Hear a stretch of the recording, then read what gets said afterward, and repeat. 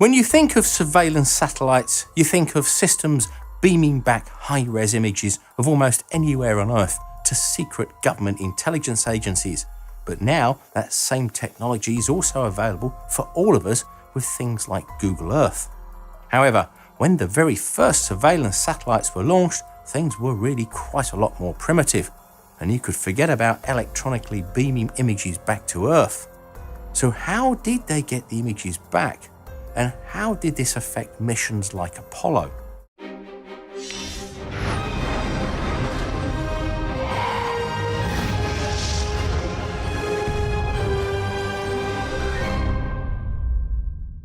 In the Cold War era, one of the biggest problems for the US and the West in general was just not knowing what was going on in the Soviet Union and, to a similar extent, communist China.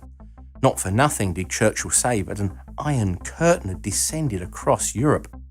In World War II, the Allies relied upon airborne reconnaissance to see what the Germans were up to, and many of the secret weapons like the V2 rocket and the V1 flying bomb were uncovered by aerial photos. But Western Europe is small in comparison to the Soviet Union. You could drop it in the middle of the Soviet Union and not know it was there at all. Although the US started aerial reconnaissance along the Soviet borders in 1946, it was the start of the Korean War in 1950 which brought home the need for more information on the Soviet Air Force and its capabilities, and if it could mount a surprise bomber attack with nuclear weapons on the US. High-altitude overflights were gradually built up, first with the Boeing B-47, a predecessor to the B-52, and later with the Lockheed U-2 spy plane. There had also been other aerial surveillance methods like Project Gentrix, which used helium balloons to carry cameras at heights of up to 100,000 feet and blown by the westerly winds across the Soviet Union and China. But only around 6% of these were recovered with usable images. The rest were either shot down or blown off course. Clearly, a better, safer method was needed, and quickly. In 1960, Gary Power's U-2 spy plane was shot down over the Soviet Union, causing a major diplomatic incident and forcing the US to suspend overflights. But the problem had also been anticipated. The CIA, who also ran the U-2 spy planes, headed up a project called Corona and had been working on putting a camera into a satellite in a low Earth orbit 160 kilometers above the Earth. There it would be safe from any Soviet defenses, and at the speed at which it travelled at, some 27,000 kilometers per hour, they could image huge tracts of land in a very short space of time. The problem with putting a camera in space was up until then no one had actually launched something into orbit and then safely recovered it back to Earth. Now you may well ask, why didn't they just use video cameras and beam the images back? But that kind of technology just wasn't ready. And it wouldn't be until the late 1970s, almost 20 years later, before high-resolution digital imagery would be good enough for intelligence gathering. So the idea they came up with was to drop the exposed film from orbit in a heat-shielded bucket back to Earth over the Pacific Ocean and then catch its parachute with a plane at about 15,000 feet. Now, it might sound like a crazy idea, but catching it with a plane was actually the easy part, and they'd done it before with the Gentrix surveillance balloons. The difficult part was getting the film bucket to be in the same area as the waiting planes. To keep the program secret and stop people from asking too many questions about the number of test flights from the Vandenberg Air Force Base, it was initially called Discoverer. The cover story being that the satellites were carrying small animals into orbit for research and then being dropped back to Earth to see how they were affected by the launch and being in space. But the only things they were really carrying were cameras. The idea of taking pictures from space and then getting them back was one thing, but in the late 1950s, just getting the newly developed Thor Agena rocket safely off the launch pad was another. It took 12 attempts before, on August the 10th, 1960, Discoverer 13 became the first man-made object to be safely recovered from space, 9 days before the Soviets did the same with the Korabel Sputnik 2.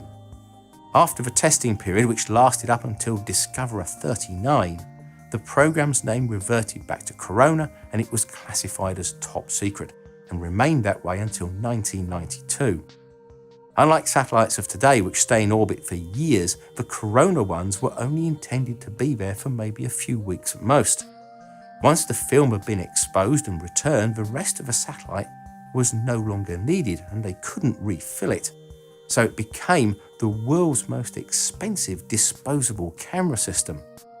Each Corona satellite used 2 panoramic cameras, each with 610mm focal length lenses, and they used 70mm film that had a resolution of 170 lines per millimetre, twice that of the best film used for World War II reconnaissance. 2 cameras enabled stereographic imaging to be done, allowing the image technicians to better gauge the depth and size of objects seen on the ground. Instead of taking just simple snapshots with the cameras looking straight down from orbit, the lenses exposed the film strip as it moved through a 70-degree arc. This moving lens was to avoid the movement blur caused by the speed of a satellite and to get an almost continuous image strip of the ground below, making the maximum use of the film available. To stop the torque reaction of the lens as it returned to the starting position from upsetting the satellite's orientation, the lower, heavier part of the lens on later models continuously rotated to act as a counterbalance. The lenses themselves were made from the finest materials and at the time were the most perfectly ground lenses ever made.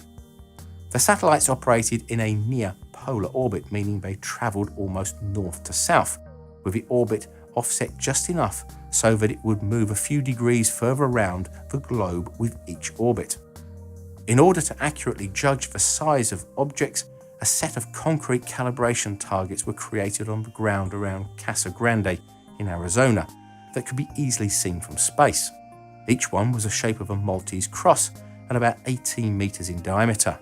256 of them were placed exactly 1 mile apart, that's 1.65 kilometers, in a 16 by 16 mile grid.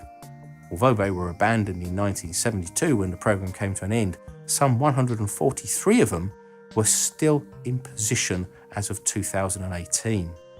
At the beginning of the Corona program, the best resolution that could be seen was around 7 meters, but with continual updates and improvements in both the film and the cameras, by the program's end it was down to 1.5 meters.